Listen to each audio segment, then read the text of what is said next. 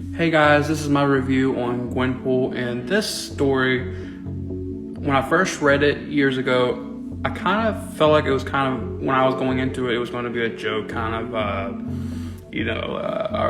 wannabe Deadpool, which is kind of funny because there's a point where Gwenpool and Deadpool kind of face off for a little bit, and their exchange and fourth wall breaking is kind of really cool, and how they built up to that was really nice. So it was kind of really cool. But what I like about this comic though, and the whole full story, this is the full story, well, the first real full story, when they were going to basically put her story to an end, but then they brought her back to the West Coast Avengers, and then so on and so forth.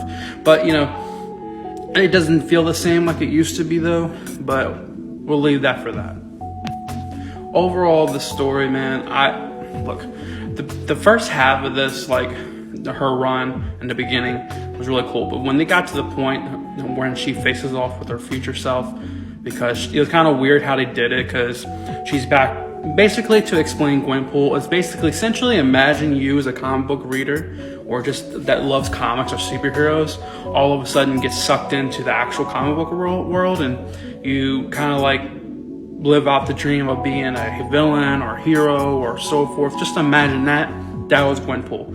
And how it even came about, because it was writing off the all different Marvel, was writing off of Hickman's Secret Wars 2015, the collision of the multiverse, and it was kind of at the end of that, so like universes kind of collided in each other. So I guess that's how they brought her into it. But it was kind of cool because it starts off with like Howard the Duck and everything. But I mean, I love this character, and but I'll tell you what, at the end of her run, right before they, you know, like after they brought her back, but when we were thought that they were actually going to write her off, how they did it though was really cool, because there's this like point at the end where Doctor Strange, well, her future self basically, and that's the cool thing about her, is that she can actually jump out of the panel and go to different panels. She even tried to take on like Doctor Doom.